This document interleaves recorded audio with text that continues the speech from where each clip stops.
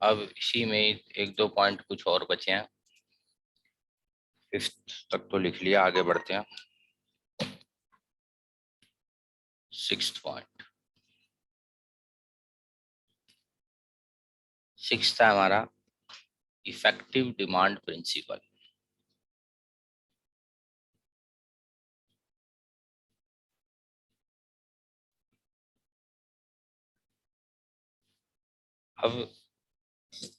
अब तक वैसे ये बात समझ आ गई होगी सबको, थोड़ा सोचोगे तो हो जाएगी, आंसर भी दे दोगे। हम बिजनेसमैन है मान लो, तो हमें डिमांड के हिसाब से सप्लाई को बदलना चाहिए या सप्लाई के हिसाब से डिमांड को बदलना चाहिए, बताओ। डिमांड के हिसाब से सप्लाई को। हाँ, इसका मतलब पावरफुल कौन है, डिमांड या सप्लाई? डिमांड। तो इसी को बोलते हैं इफेक्टिव डिमांड, मतलब डिमांड ज्यादा पावरफुल है।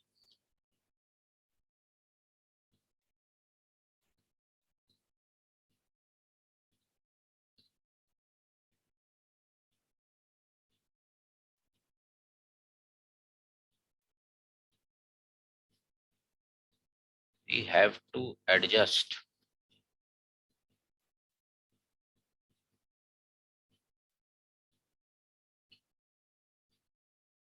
supply according to demand।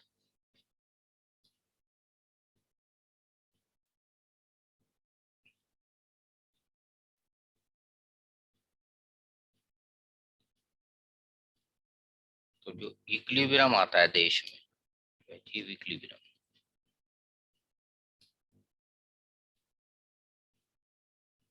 supply is adjusted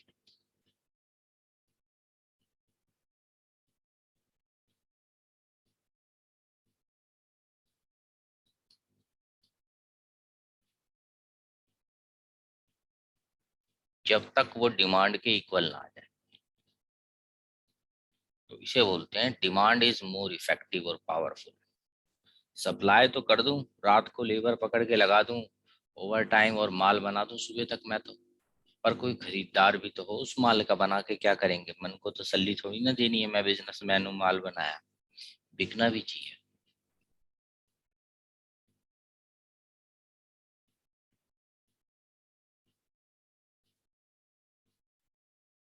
अगला, अब देखो, कई बार क्या होता है, हम कहीं जॉब कर रहे हैं मान लो, एक जॉब कर रहा हूं पर उससे अच्छी जॉब का ऑफर आया। तो मान लो आज डेट है 10 फेब, आज मैंने वो जॉब छोड़ दी और नेक्स्ट जॉब जो मेरे को ज्वाइन करनी है मान लो वो है 10 मार्च। उससे अच्छी जॉब है, बढ़िया जॉब है, मान लो कहीं बॉम्बे बेंगलोर कहीं दूर अच्छी मिल गई मुझे। तो मैंने डिसीजन ले लिया कि भाई ये छोड़ता हूँ, अगली ज्वाइन कर लेता हूँ। तो एक महीने के लिए मैं खाली हो गया, पर क्या रियल सेंस में बताओ हम अनएम्प्लॉयड हैं? No sir. हाँ, हम तो उल्टा अच्छी जॉब में जा रहे हैं। वो तो बीच का बस थोड़ा टाइम गैप आ गया ऐसा। इसे बोलते हैं, जब ये टाइम गैप वाली अनएम्प्लॉयमेंट होती है, खतरनाक नहीं है ये कोई देश के लिए, इसे बोलते हैं फ्रिक्शनल अनएम्प्लॉयमेंट। इसको सीरियस नहीं मानते हम, कोई बहुत बड़ा देश के लिए खतरा नहीं मानते।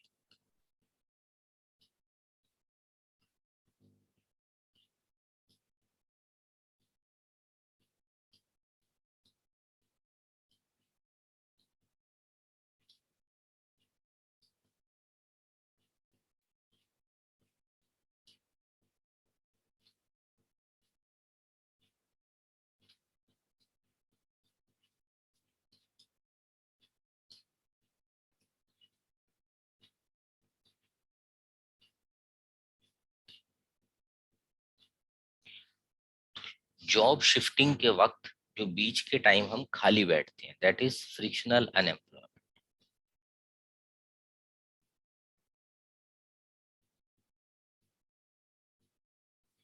ऐसे ही इसको नंबर दे देते हैं, नोट को पिछले वाले को दिया था 6, इसको दे दो 7।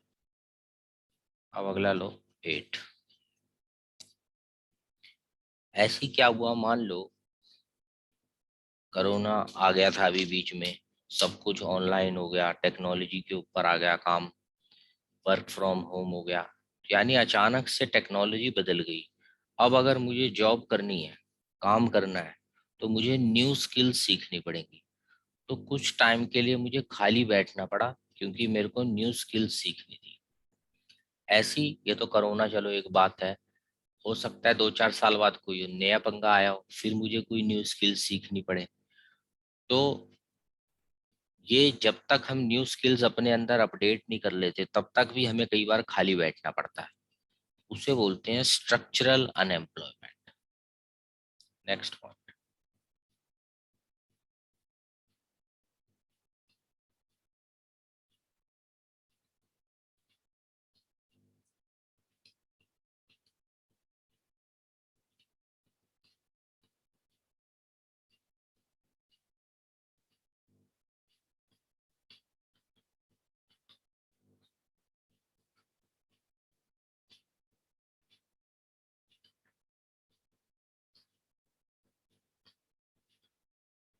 न्यू स्किल्स आ गई, मेरी नौकरी चली गई। कब तक चली गई? टिल वी, जब तक न्यू स्किल्स। हाँ, till we update our self according to new skills. तो वो जो खाली टाइम बैठा हूं मैं, स्ट्रक्चरल है वो अनएम्प्लॉयमेंट।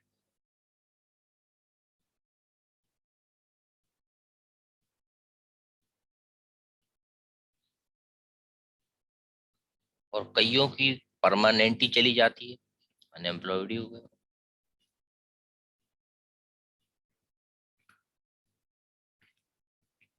अब लास्ट पॉइंट है एक और, फिर ये छोटे छोटे वन मार्कर टाइप जो कभी थे, कम ही पूछे जाती हैं वैसे ये बातें। और एम्प्लॉयमेंट चैप्टर इंडियन इकोनॉमिक में जो है तुम्हारा, वहां पर भी हमने पढ़ी है डिस्गाइज्ड अनएम्प्लॉयमेंट, ओपन। तो वहां पर भी हैं ये बातें। तब भी मैंने कहा था कि अनएम्प्लॉयमेंट की डिटेल एडी में आई थी, अब फिर बोल रहा हूँ ये एडी में भी है और इंडियन इको में भी है अनएम्प्लॉयमेंट वाले में।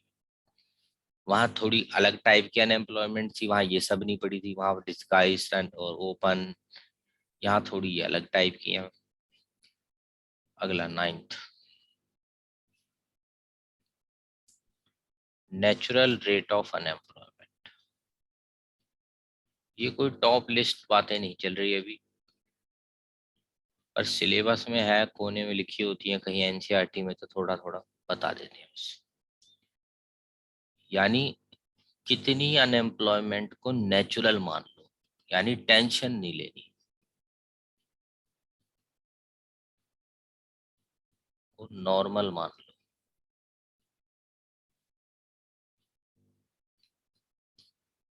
तो इसमें हम दो बातें कहते हैं कि देखो, एक देश में फ्रिक्शनल अनएम्प्लॉयमेंट होती है, क्योंकि जॉब लोग चेंज करेंगे।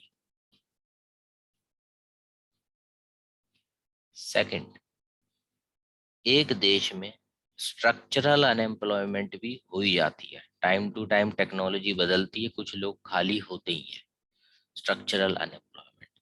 तो इन दोनों को ऐड कर लिया, मान लो ये है 3%, ये है 2%, तो हम बोलेंगे नेचुरली एक देश में 5% तक तो अनएम्प्लॉयमेंट है ही, ये वाली। तो इसको नॉर्मल मानो, टेंशन मतलब ये ठीक हो ही जाता है, या कोई ये कोई सीरियस बात नहीं है। तो खतरनाक कौन सी अनएम्प्लॉयमेंट है? तो वो है हमारी इनवॉलेंट्री अनएम्प्लॉयमेंट, जो अगले पेज पे मैं एक बार डिफरेंस में भी लिखवा देता हूँ, वॉलेंट्री और इनवॉलेंट्री।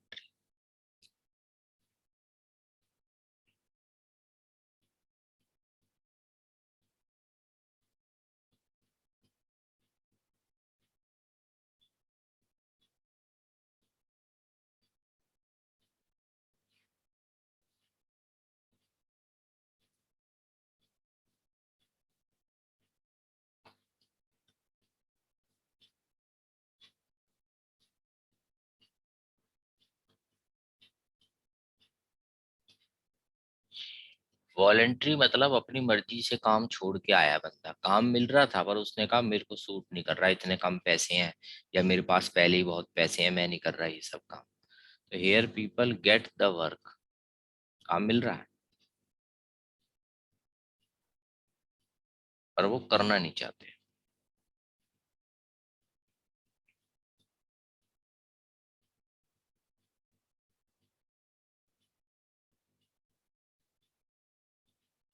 कह रहे हैं इस रेटों पे हमें काम की कोई जरूरत नहीं है, हम नहीं करेंगे।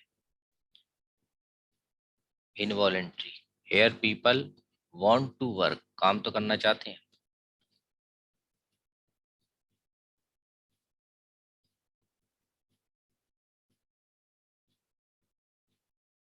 कि भाई जो मार्केट रेट चल रहा है काम दे दो हमें, पर मिलेगा नहीं उनको काम, मिलता ही नहीं इसमें काम। ये खतरनाक है, गलत है। लोग चाहते हैं काम करें पर काम ही नहीं है, डिमांड ही नहीं है देश में, क्या करें वो काम।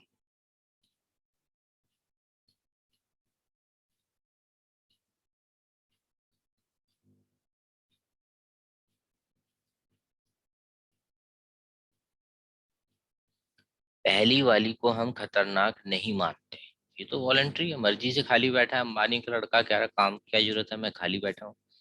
तो ये कोई अनएम्प्लॉयमेंट नहीं है।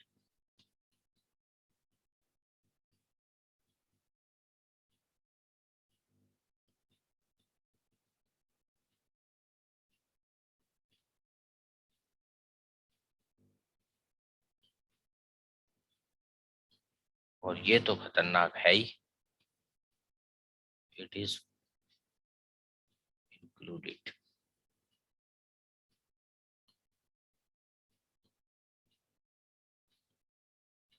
सिंपल हिंदी में भी लिख सकते हो, वॉलेंट्री अनएम्प्लॉयमेंट देश के लिए खतरनाक या सीरियस इशू नहीं है पर इनवॉलेंट्री है।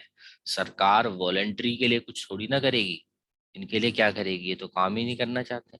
इनवॉलेंट्री के लिए प्रोग्राम्स बनते हैं, जो हमने टर्म वन में पढ़ी थी, योजनाएं हैं और कितना क्या कुछ है, वो इनवॉलेंट्री के लिए।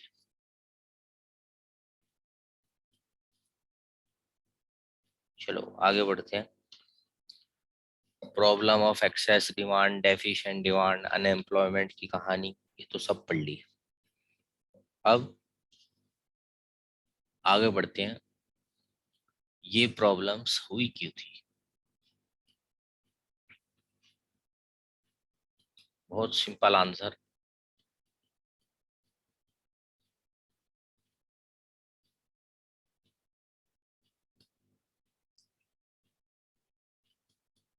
अब देखो हमने स्टार्टिंग में बोला था, जब यूनिट स्टार्ट हुआ था, एडी चार चीजों से बना है, मेन दो हैं और बाकी दो एक्स्ट्रा है। याद है किसी को एडी में क्या क्या चार चीजें आती हैं?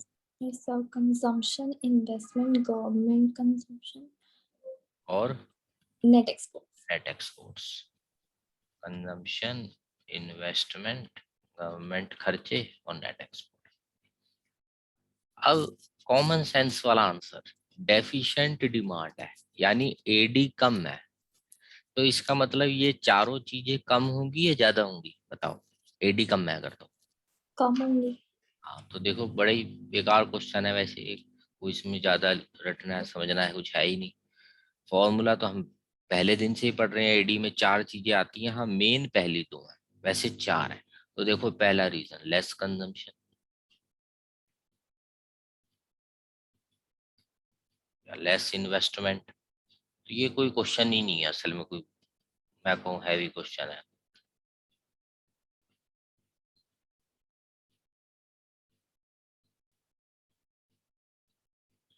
एक आध पॉइंट थोड़ा मैं अपने लॉजिक से भी ऐड कर सकता हूँ।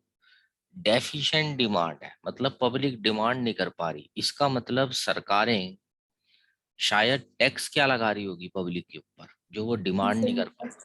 हाँ, मोर टैक्सेस, ये भी लिख सकते हैं। उससे पब्लिक के पास पैसा नहीं है और नहीं खर्च कर पा रहे। या शायद इंटरेस्ट रेट्स जो लोन के होते हैं वो क्या कर रखे होंगे गवर्नमेंट ने, बैंक रेट, रेपो रेट, हमने मनी बैंकिंग में पढ़े थे ना लोनों के इंटरेस्ट रेट्स, Yes, sir. क्या कर रखे होंगे। वो भी ज्यादा. हाँ तभी गड़बड़ हो रखी है इसका मतलब। आज ही अभी मीटिंग थी, अभी खत्म हुई है थोड़ी देर पहले ही, आरबीआई की। अगर किसी ने न्यूज में देखा हो तो बीच में थोड़े दिन पहले कह रहे थे आरबीआई वाले, मैंने बताया था ना, फेड में अमेरिका में भी कह रहे हैं भाई अब हम इतने कम रेट पे कैसे लोन दें, हमें बढ़ाना पड़ेगा इंटरेस्ट रेट। तो सारे बिजनेसमैनों को बड़ी टेंशन हो रही थी। अमेरिका में तो कर दिया उन्होंने थोड़ा सा राइस, अब देखो आगे क्या होता है। फेड कह रहा था, या हमारा इंडिया वाला कह रहा था आरबीआई हम भी करेंगे, अभी मीटिंग खत्म हुई है 2-3 घंटे पहले। उसने कहा नहीं चलो, कोरोना वरोना अभी थोड़ा फिर पंगा पड़ रहा है, तो हम अभी नहीं बढ़ा रहे। नहीं तो अगर वो बताओ बढ़ा देते रेट ऑफ इंटरेस्ट ये सारे, तो बिजनेसमैनों को टेंशन हो जाती है ना हो जाती आज। हो जाती है। क्योंकि लोनों के रेट के इंटरेस्ट रेट बढ़ेंगे तो बिजनेस में कॉस्ट बढ़ती है, तो नुकसान होता है। और अभी अभी खबर आई, मीटिंग चल रही थी जो, कि भाई नहीं अभी थोड़ा और मौका मिलेगा बिजनेसमैनों को, देश थोड़ा और संभल जाए, बिजनेस संभल जाए। तो अच्छी बात है, हम बिजनेसमैनों की नज़र से देखें तो अगर डिमांड कम है इसका मतलब ये लोनों के interest rate must be high, तभी गड़बड़ हो रही है सारी। चलो ये तो हो गए पॉइंट्स, पर ये क्वेश्चन फालतू क्वेश्चन है, कभी आया तो नहीं, पर ठीक है, कोई इसमें कर भी लिया हमने तो कोई इतना मुश्किल नहीं था। अच्छा ये बताओ, अब इसका अगला क्वेश्चन मैं नहीं कर रहा, वो ऐसे ही बता दो मुझे, रीजंस फॉर एक्सेस डिमांड अगर होता तो क्या आंसर होता बताओ। 1 to 4 मोर हो जाते हाँ तो और ये क्वेश्चन 5 और सेकंड बना दो, हाँ 3। बिल्कुल सही, तो रिवर्स ऑफ पार्ट वन खत्म। एक्स्ट्रा डिमांड हो रही है मतलब पब्लिक एडी वाले कंपोनेंट्स ज्यादा कर रही होगी, इसमें कोई बहुत मुश्किल क्वेश्चन नहीं है।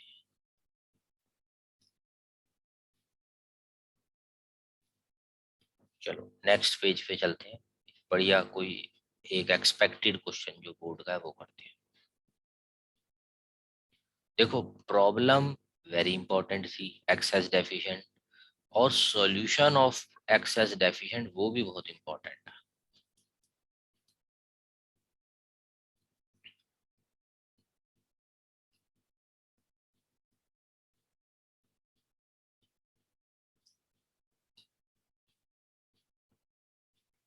प्रॉब्लम एंड सॉल्यूशन आता है, ये रीजन तो ऐसी फालतू टॉपिक है, पर ठीक है पता हो सेफ्टी के लिए कभी, पर कोई आने वाला बोर्ड में जो है खास वो problem and solution.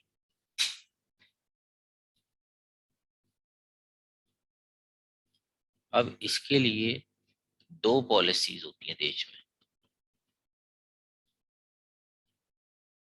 Fiscal and monetary.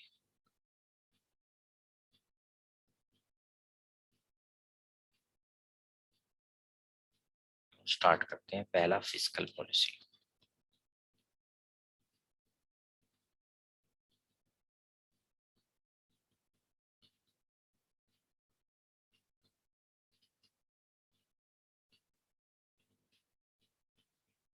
सरकार की पॉलिसी, सरकार की budget related policy is equal to. अब बजट में देखो, अभी टर्म वन में जो हमने दिया था, बजट के अंदर दो ही बात होती है, या तो होती है रिसिप्ट्स ऑफ गवर्नमेंट, या क्या होता है बताओ। पेमेंट्स। हाँ एक्सपेंडिचर ऑफ गवर्नमेंट है ना, revenue expenditure, capital expenditure, revenue receives, capital receives, यही तो होता है बस। तो ये फिस्कल पॉलिसी ही होती है जो बजट रिलेटेड होती है, यानी इसके अंदर दो ही बातें होती हैं, गवर्नमेंट की इनकम, गवर्नमेंट की रिसीप्ट्स यानी टैक्सेस, एंड गवर्नमेंट के खर्चे रिलेटेड पॉलिसी। तो मुझे नहीं पता वो पेपर में क्या नाम देंगे, क्योंकि घुमा घुमा के नाम देते हैं, कभी फिस्कल, कभी गवर्नमेंट पॉलिसी, कभी बजट रिलेटेड, कभी government receipt and expenditure related. तो तुम्हें सारे नाम पता होने चाहिए, और वेरी इंपॉर्टेंट लिखा है तो फिर हल्के में तो क्वेश्चन लेने का कोई मतलब नहीं। तो सबसे पहले तो मतलब समझो क्वेश्चन का, फिस्कल पॉलिसी का मतलब क्या है, सरकार की पॉलिसी। अब इसकी डिटेल में चलते हैं नेक्स्ट पेज पर।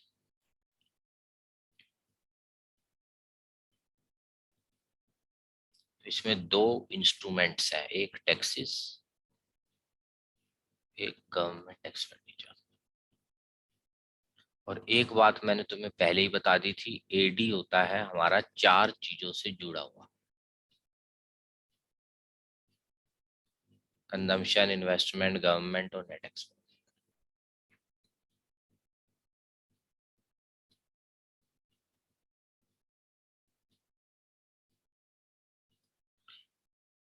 बताओ क्या करें, डेफिशिएंट डिमांड को ठीक करने के लिए टैक्सेस का क्या करें हम? कम कर दे। हाँ, so that demand Increases. And problem solve हो या ना? हाँ, Yes. Problem solve. अच्छा, अब बताओ इन एक्सेस क्या करें? So taxes decrease so that नहीं demand नहीं, decreases. टैक्सेस इंक्रीज, हाँ, so that demand demand decreases. Decrease, problem solve. ठीक है, ऐसे नहीं पेपर में भी तुम एरो बना के बस ऐसे लिख दो, पूरी इंग्लिश बनानी है। In case of excess demand government will increase tax so that, ऐसे। ये तो शॉर्ट समझने वाली इंग्लिश लिख रहा हूँ। अब इधर देखो, एडी का एक पार्ट है जी, जी मतलब गवर्नमेंट खर्चे। अब बताओ अदर थिंग्स रिमेनिंग कांस्टेंट, मैं मान रहा हूँ सी आई कांस्टेंट है बाकी, अगर जी बढ़ेगा तो एडी, बढ़ेगा, और जी घटेगा तो एडी कम हो जाएगा। जाएगा। तो अब आंसर बनाते हैं। बताओ इसको ठीक करना है, क्या करें? डेफिशिएंट डिमांड को ठीक करना है अच्छा, तो इंक्रीज हो जाए। So that AD, increases. AD word अगर किसी के नहीं समझ में आ रहा तो डिमांड भी लिख लो सिंपल, प्रॉब्लम सॉल्व।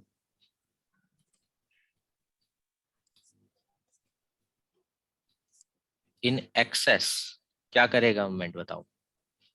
डिक्रीज कर देगी। जी decrease, demand, decrease. Problem solve. देखो यहाँ लिखने में तो बड़ी आसानी से हम लिख रहे हैं प्रॉब्लम सॉल्व, और ये सब रियल लाइफ में इतना इजीली होता नहीं है कुछ। पर ठीक है, इकोनॉमिक्स कह रही है तो 100% रिजल्ट नहीं आएगा, 5-10% तो आ ही जाएगा हर इंस्ट्रूमेंट से। इसीलिए हम बहुत सारे इंस्ट्रूमेंट समझेंगे, कोई 5% इफेक्ट लाएगा, कोई 10%, कोई 15%, तो अल्टीमेटली इफेक्ट आ जाएगा।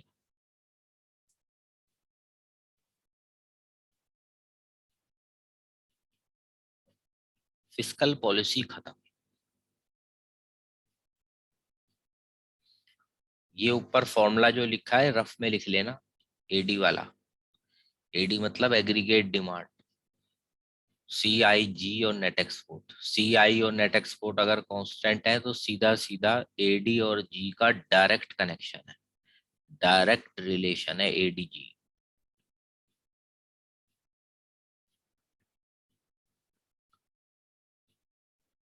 अगली हेडिंग दो, मॉनेटरी पॉलिसी। बताओ याद है किसी को, मनी बैंकिंग में करी थी हमने जो, ये क्या क्या होता है इसमें? बैंक रेट, हाँ, बैंक। रेपो रेट, हाँ, रिवर्स रेपो रेट, बिल्कुल मार्जिन सही। रिक्वायरमेंट्स। हम्म, वही है सारी। तो ये पूरी की पूरी दोबारा नहीं करेंगे, फिर वो घंटा लग जाएगा कम से कम इसी में। पूरी की पूरी सेम है, सिर्फ एक एक वर्ड उसके अंदर ऐड करना है। तो मैं एक बार शॉर्ट में बता भी रहा हूँ, पुरानी वाली वीडियो भी डाल दूंगा, सब हमने कर रखा है। अभी भी तुम्हें याद आ जाएगा जब मैं बताऊंगा, फिर भी बाय चांस दिक्कत हो तो एक बार वहां से देख लेना, क्योंकि 1 घंटे का टॉपिक है और पूरा का पूरा रिपीट है आरबीआई की पॉलिसी। पर थोड़ा सा फास्ट रिकॉल में करवा दूंगा।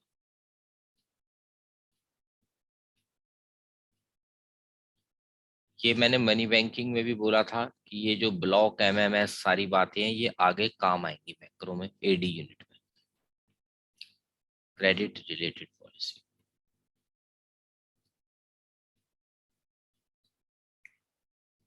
दो पार्ट्स हैं, तो एक तो क्वांटिटेटिव, मतलब बड़ी क्वांटिटी में लाए इफेक्ट।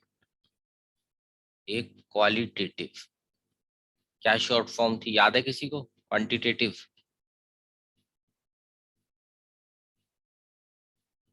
चलो कोई बात नहीं।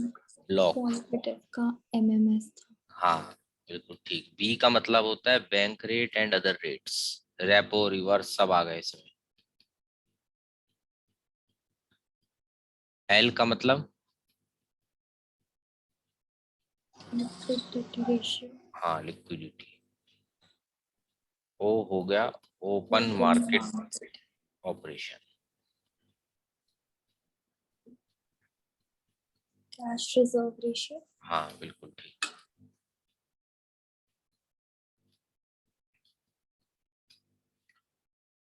और क्वालिटेटिव में हमने पढ़ा था MMS।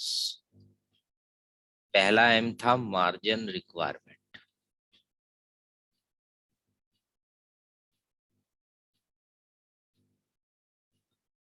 फिर था मॉरल सुएशन,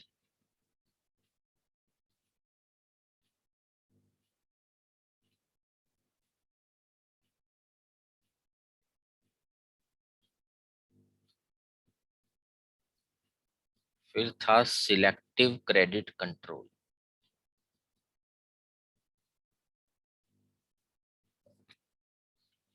और टर्म वन में एक न्यूमेरिक, एक वन मार्कर इसके ऊपर भी था, अगर याद हो किसी को तो। पता नहीं बैंक रेट था, लिक्विडिटी था, कौन सा था, पर एक था वन मार्कर। तो ये टॉपिक मैंने टर्म वन में भी बोला था खास है, टर्म टू में तो मैं बोल ही रहा हूँ ये खास है ही है। तो अब एक आध पॉइंट मैं करा देता हूँ थोड़ा रिकॉल कराने के लिए, बाकी सारे वही है, पुराने रजिस्टर में तुमने लिख रखे होंगे, फिर भी मैं डाल दूंगा वीडियो इसकी अलग से भी। आ जाओ पहला पढ़ते हैं, बैंक रेट। क्या याद है किसी को? इट इज द रेट, क्या था वो? कौन किसको लोन देता है? चलो कोई बात नहीं, देखो it is the rate at विच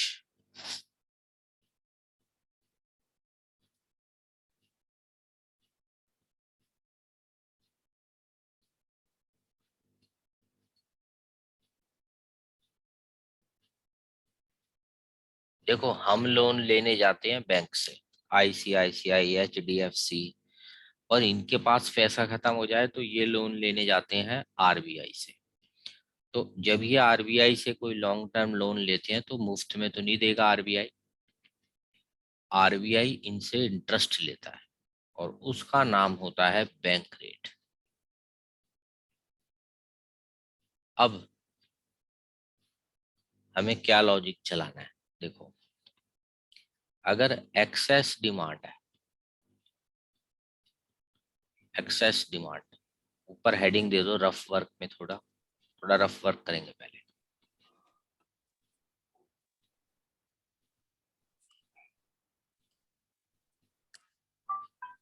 देखो मकसद ऑफ RBI रफ में,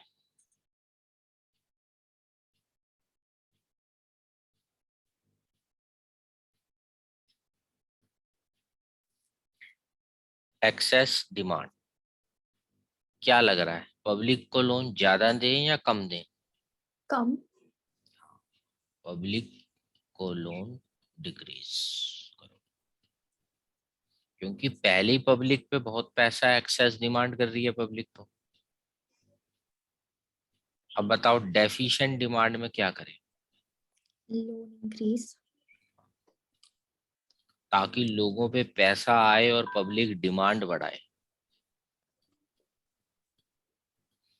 ये RBI के दिमाग में चल रहा है, ये रफ वर्क था, ये हमें दिमाग में रखना है अपने।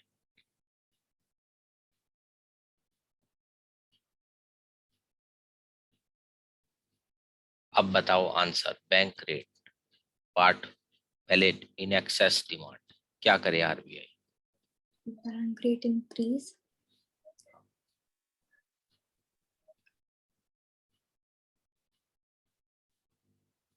So that taking loans become expensive.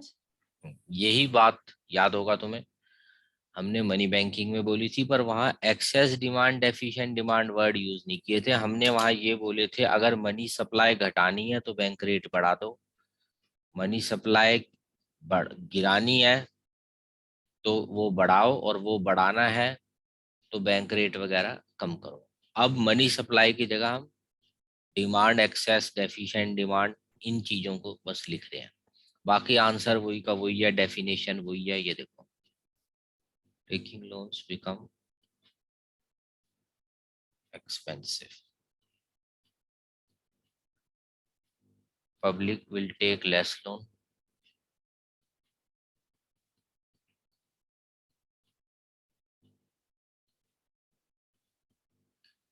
तो मनी सप्लाई विद पब्लिक क्या हो जाएगी? Less. और इससे डिमांड कम हो जाएगी। कम हो जाएगी। जरा दोबारा बता रहा हूँ एक फर्क, मनी बैंकिंग के अंदर excess demand efficient demand word नहीं था, वहां सिर्फ यही था भाई मनी सप्लाई ज्यादा हो गई है कम करनी है तो बैंक रेट बढ़ा दो, और लास्ट का आंसर यहाँ तक लिख देते थे, loan expensive public take less loan money supply to public decrease, खत्म था आंसर। डिमांड वर्ड नहीं आता था, अब बस डिमांड वर्ड एक्स्ट्रा आएगा, पूरा आंसर सेम जो मनी बैंकिंग वाला आंसर था।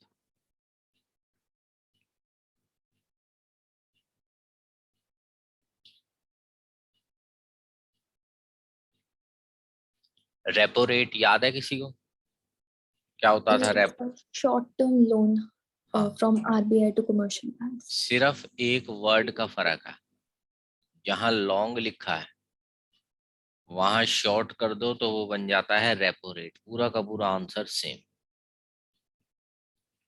लिक्विडिटी रेशियो, कैश रिजर्व, सब कुछ सेम है, सिर्फ फिर सुन लो, जब भी ये वर्ड आएगा उसमें money supply to public decrease, तब आगे क्या वर्ड ऐड कर देना? डिमांड।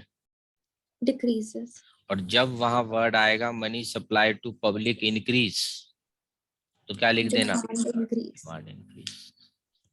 जैसे अब अगले पेज पे अगर मैं इनडेफिशिएंट डिमांड का लिखूंगा, मान लो मैं ये डेफिशिएंट डिमांड है, चेक करके देख ले, चलो बी, तो इंक्रीज की जगह क्या हो जाएगा? डिक्रीज। डिक्रीज। मैं जानबूझ के कट करके दिखा रहा हूँ ताकि तुम्हें फर्क पता चल जाए। Taking loans become cheaper. cheaper, public will take more loan. more loans, money supplied to public, increases. demand increase। Increases. पूरा काम खत्म, और लिखने की भी जरूरत नहीं है, ऐसे ही ओरल हो जाएगा ये।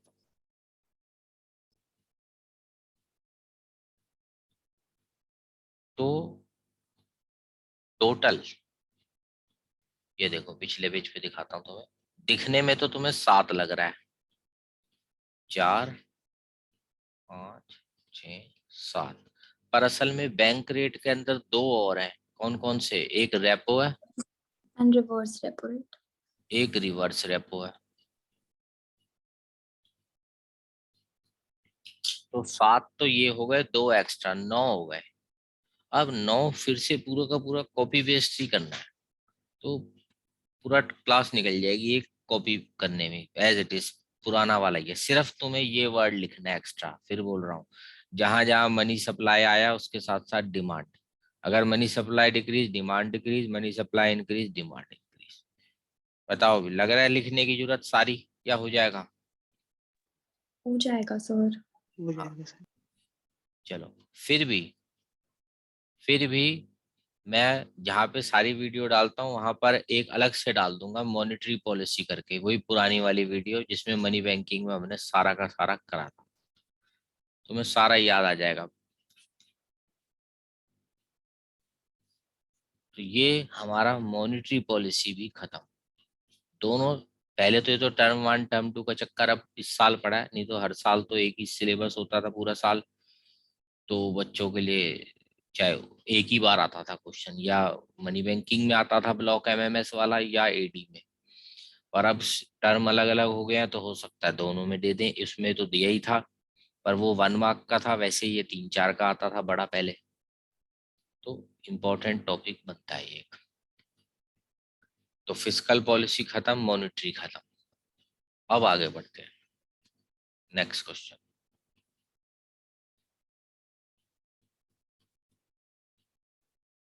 मान लो क्वेश्चन कह रहा है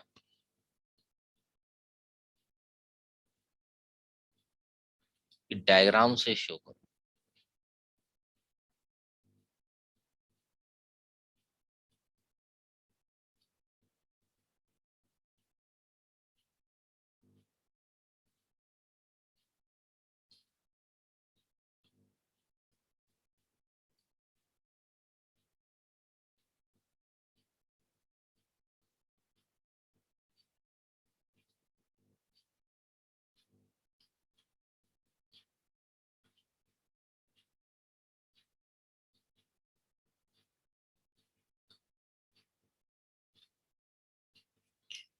क्वेश्चन कह रहा है एक इकोनॉमी है जो फुल एम्प्लॉयमेंट से पहले ही बहुत दूर है, मतलब हमारे जैसा देश हो गया कोई, जिसका फुल एम्प्लॉयमेंट पॉइंट तो भी आगे होगा, और जो हमारा एडी एक्चुअल वाला है अभी, वो यहाँ है मान लो ए लेवल पर, और फुल लेवल कहीं होगा हमारा आगे और ज्यादा, वो नहीं दिखाना हमें।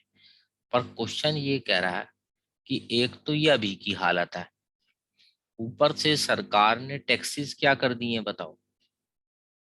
Increase. अब कॉमन सेंस लगाओ, पिछले पेज पे अभी पढ़ा है हमने, सरकारें टैक्स पे टैक्स बढ़ा देंगी तो पब्लिक की डिमांड, कम हो जाएगी. देखो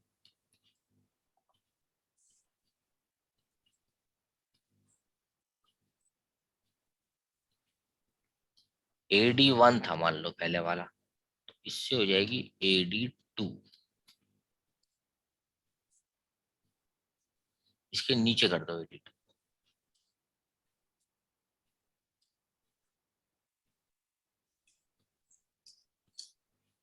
यानी पहले वाला इक्विलिब्रियम तो फिर एक बार को मान लो P पर था,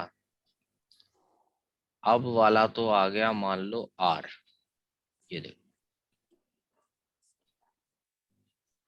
आउटपुट इनकम नौकरियां, बताओ बढ़ गई या कम हो गई, है तो और कम हो गई. कम हो गई।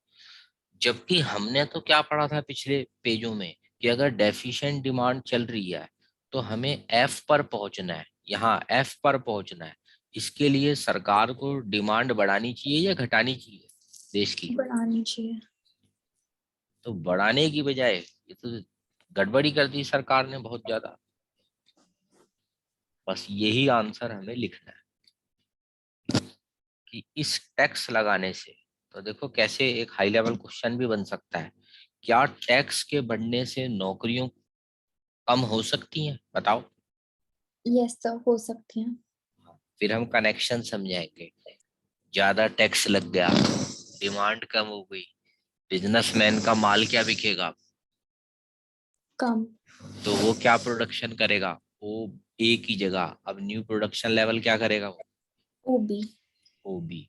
तो उसके लिए बंदे भी क्या चाहिए उसको, कम. निकाल देगा फालतू लोगों को। तो कनेक्शन बन गया, देखो कैसे। ये हाई ऑर्डर टाइप क्वेश्चन हो गए कि टैक्स का नौकरियों से कनेक्शन। चलो अगले पेज पे लिखता हूँ, यहाँ तो जगह नहीं है लिखने की।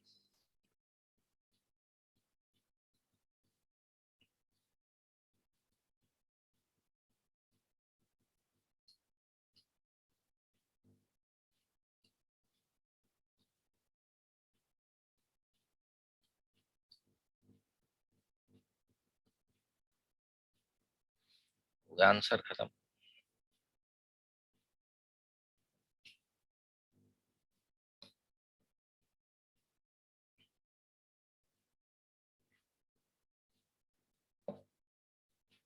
चलो आगे आगे बढ़ते हैं, नेक्स्ट क्वेश्चन।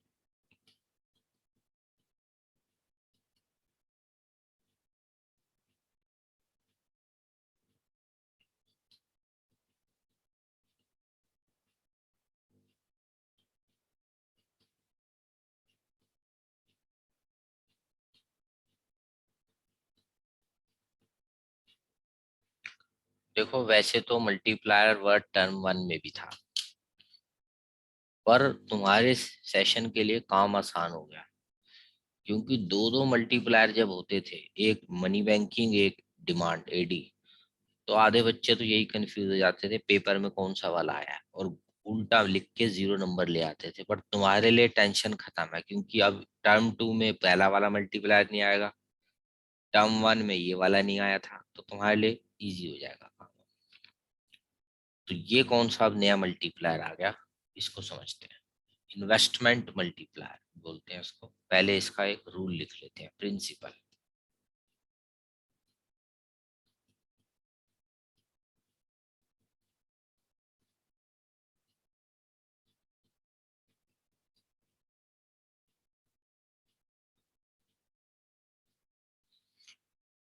अगर हम कह रहे हैं आज हमारे 10,000 रुपये उड़ गए, वो तो हम कह रहे हैं 10,000 उड़ गए, जिसको मिले होंगे वो क्या कह रहा होगा कि मेरी तो 10,000 की इनकम हुई या नहीं हुई। Yes, sir. तो जब हमारा पैसा निकलता है, हमारे रजिस्टर में एंट्री होती है खर्चे वाली। अकाउंट्स वाले बंदे भी जानते हैं, एक बंदा खर्चे वाली एंट्री करेगा, दूसरा वाला जिसको मिलेगा वो रिसिप्ट साइड में एंट्री करेगा। तो किसी का खर्चा ही किसी की इनकम बनेगा। तो अगर मैं बोलूं आज इंडिया में मान लो टोटल खर्चा हुआ 1,00,000 करोड़, तो 1,00,000 करोड़ ही क्या हुई होगी किसी ना किसी की तो Income. इनकम। ये बात हमने कौन से चैप्टर में भी बोली थी बताओ। नेशनल इनकम बिल्कुल सही आंसर, नेशनल इनकम का कौन सा मेथड। एक्सपेंडिचर। हाँ, तो वही बात यहाँ कनेक्ट हो रही है। तो ये मैं वो वाली बात को लिख रहा हूँ थोड़ा रिकॉल कराने के लिए। तो चलो, ये बातें वैसे हम तो एक्सपेंडिचर मेथड में पढ़ चुके हैं, पर दोबारा रिकॉल कराने के लिए मैंने यहाँ लिखी। ये हिंदी वगैरह तो नहीं लिखनी होती हमें पेपर में। अब हम ऑफिशियल आंसर अपना स्टार्ट करते हैं। एक टेबल बनेगा, फेयर में बनेगा टेबल, ये कोई रफ टेबल नहीं है। अगर मनी बैंकिंग वाला याद है तो वहां पर भी टेबल बने थे कुछ, और न्यूमेरिकल भी आएंगे फिर जैसे पहले थे।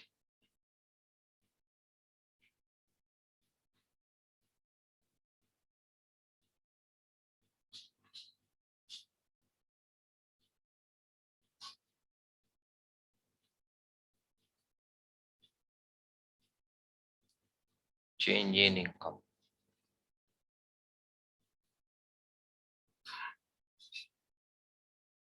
चेंज इन कंजम्पशन,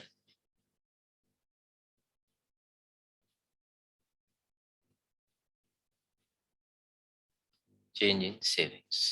अब मैं मान रहा हूं कि पब्लिक की आदत वही है जो पुराना हमने पढ़ा है, 0.8 बोल लो या 80% बोल लो, एक ही बात है। और बचाने की आदत 0.2 टाइम्स बोल लो या परसेंटेज में 20% बोल लो।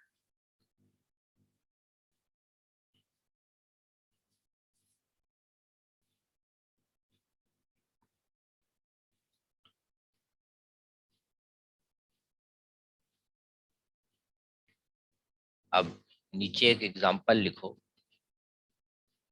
गवर्नमेंट ने एक न्यू मेट्रो स्टेशन बनाया, मान लो मेट्रो स्टेशन बना हुआ था, एक और एक्सटेंड कर दिया।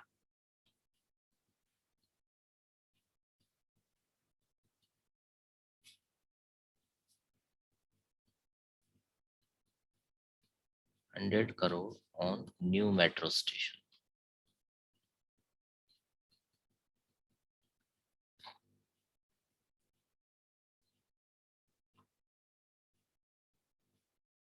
अब चेंज इन इनकम के नीचे एक हिंदी भी लिख लो या जहां जगह हो, किसी के रजिस्टर में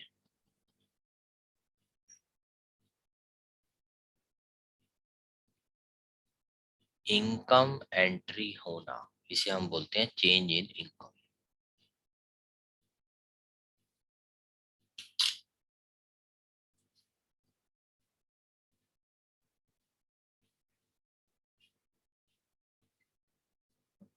अब थोड़ा सा अगर तुम सोचो तो आंसर दे सकते हो। सरकार की जेब से कितना रुपया निकला है? 100 करोड़ निकला है या नहीं निकला? अगर मेट्रो स्टेशन पे खर्च हुआ है तो निकला है। क्या किसी की जेब में आया होगा या जल गया होगा पैसा ये? आया होगा। अब वो कौन कौन लोग हो सकते हैं, दिमाग चलाओ, क्योंकि इससे तुम्हें आंसर लिखने में भी मदद मिलेगी। तो रॉ मटेरियल। सीमेंट जिससे खरीदा उसको पैसा मिला कुछ, मान लो हम में से किसी की सीमेंट की दुकान है, हमसे खरीदा 20 लाख का सीमेंट। अगला, हम में से किसी का लोहे का काम है, उससे खरीदा 1 करोड़ का लोहा।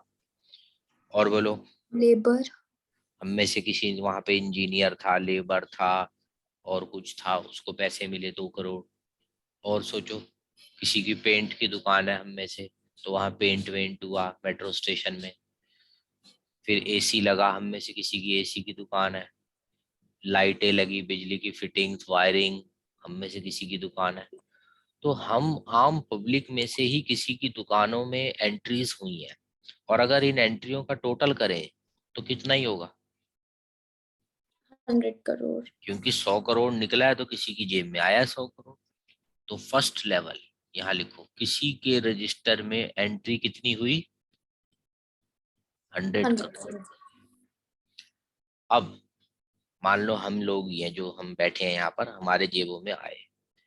अब हर बंदा हम में से सोचता है यार बुरा वक्त का कुछ नहीं पता, कोरोना में और पता चल गया, अब तो गड़बड़ कभी भी हो जाती है, तो थोड़ा पैसा गुल्लक में रखें या ना रखें? रखेंगे। तो हमने अपने घर में एक गुल्लक बनाई, 20% उसमें छुपा दिए, और 80 का हमने खर्चा किया, कपड़े, गाड़ी, पेट्रोल, पंखा, एसी, घर के कई खर्चे हैं, खाना पीना।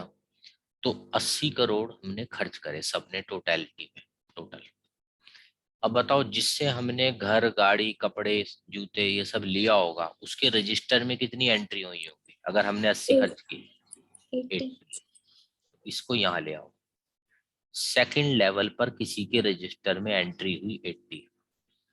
अब वो लोग क्या सोचेंगे जिनके पास पैसा आया है? उनकी नजर से सोचो कि यार पैसा आया, क्या करें?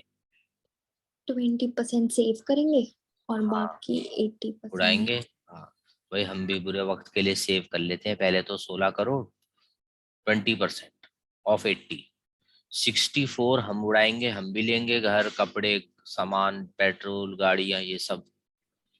जिससे इन्होंने माल खरीदा वो खुश हो रहे हैं, हमारे पास पैसे आ रहे हैं, रजिस्टर में एंट्री 64 करोड़। अब डॉट डॉट डॉट लगा दो ऐसे बस। यही काम अगर किसी को याद है तो मैंने मनी बैंकिंग में भी करा था। टॉपिक अलग था, हेडिंग्स अलग थी, नंबर्स यही थे पर तब भी। अब इसका करते हैं total.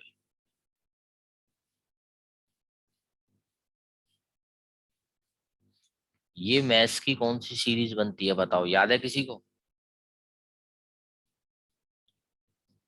GP series, geometric progression series. और इसका फॉर्मूला होता है, अगले पेज पे लिखता हूँ।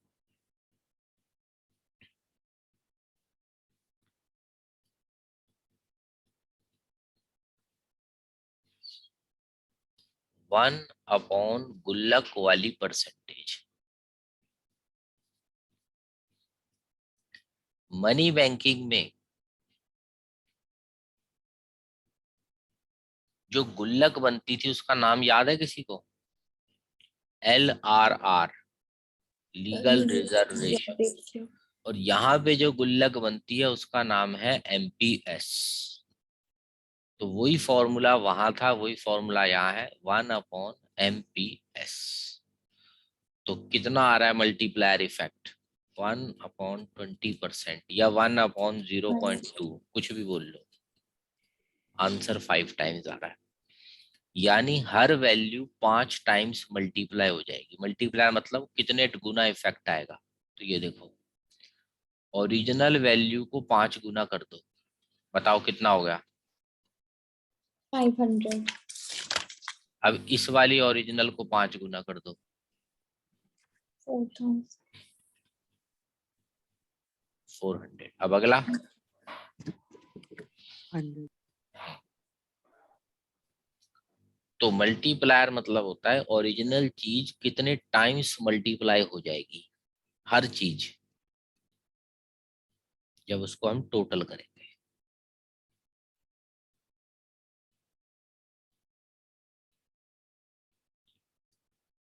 तो देखो, इसको अब हम एक और नजर से देखते हैं। सरकार ने कितने न्यू इन्वेस्टमेंट करी थी बताओ, 100 करोड़ की। पर उससे भला कितने का हो गया, कितनी 500 एंट्रीज, करोड़ 500 की। तो इस नजर से भी मल्टीप्लायर को देखा जा सकता है। ये तो था जीपी फॉर्मूला मैथ्स का, कि जितना गुल्लक में या कम हो रहा है उसको इससे डिवाइड कर दो। और एक और नजर भी है मल्टीप्लायर को देखने की।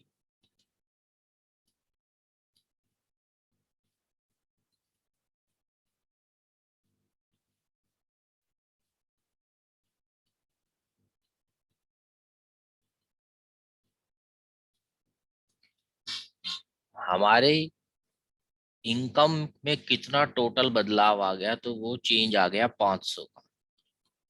और न्यू इन्वेस्टमेंट कुछ सरकार की पुरानी भी होगी, पर उसके बाद न्यू कितनी करी है सरकार ने, चेंज कितने से कर दी अपनी इन्वेस्टमेंट इंक्रीज, 100। 100। लो, तो भी मल्टीप्लायर 5 है। तो कैसी भी नजर से देख लो, एक मैथ्स नजर हो गई, एक इको वाली नजर हो गई।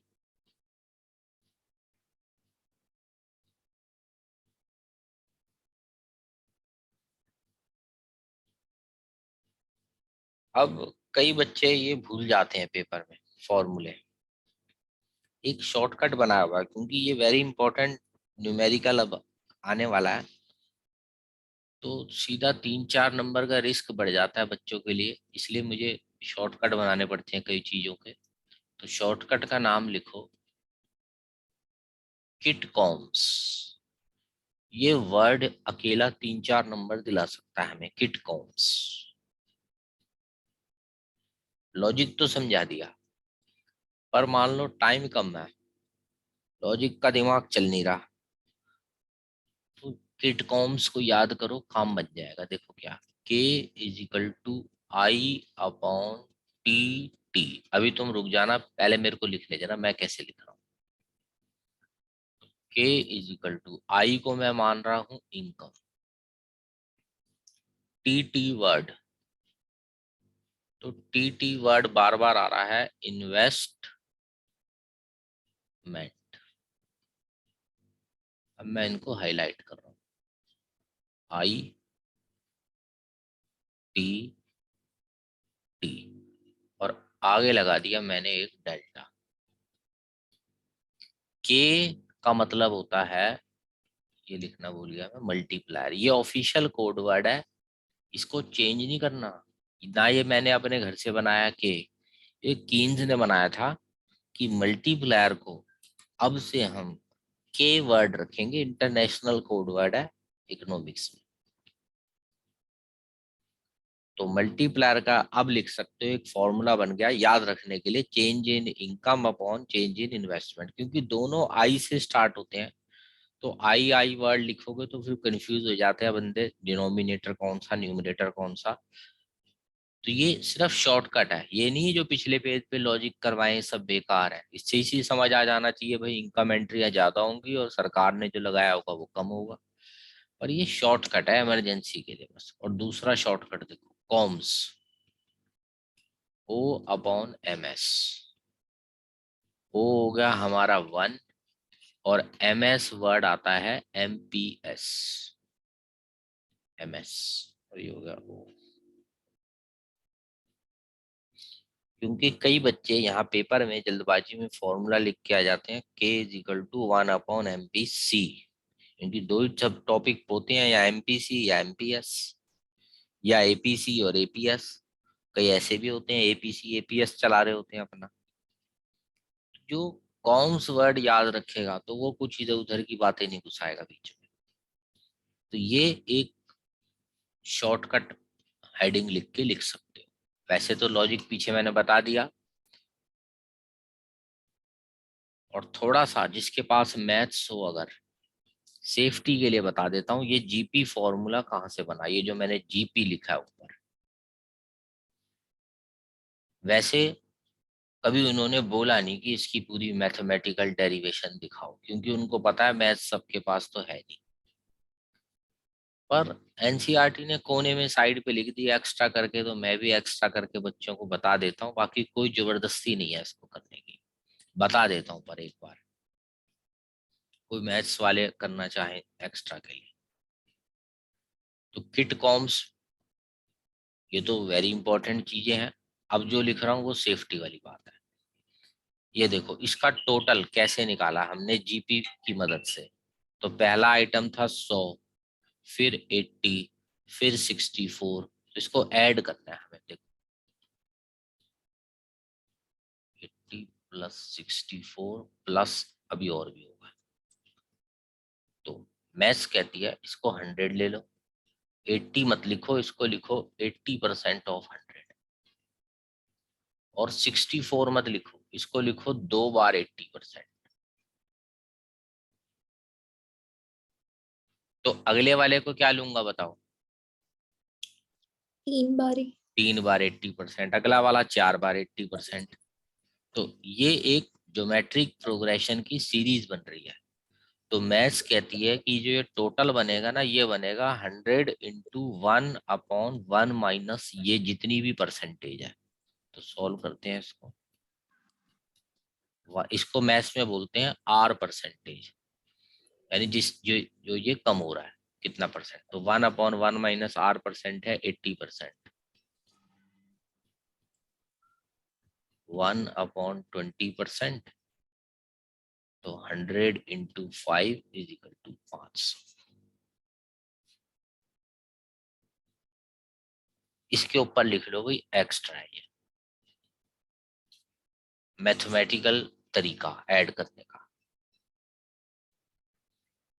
1% भी जरूरी नहीं है, सिर्फ कई स्कूल वाले बाय चांस तुम्हारी जबरदस्ती किसी के कर रहे हो तो कर लेना, वरना कोई जरूरत नहीं है। कभी आज तक नहीं पूछा बोर्ड वालों ने, ये जीपी सीरीज है।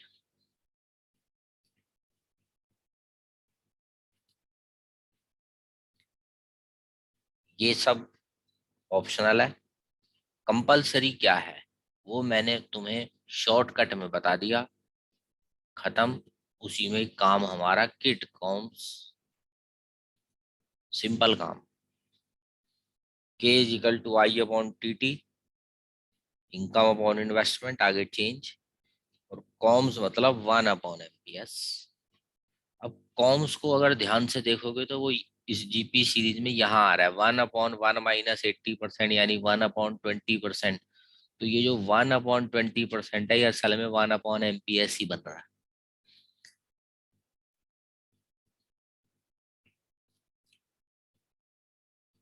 चलो वो एक्स्ट्रा बातें थी, ये मेन बातें हैं। ये बोर्ड में बहुत कॉमन हमें दिखता ही दिखता है क्वेश्चन। तो चलो अभी तो आगे क्लासों का टाइम हो रहा है सबकी। अभी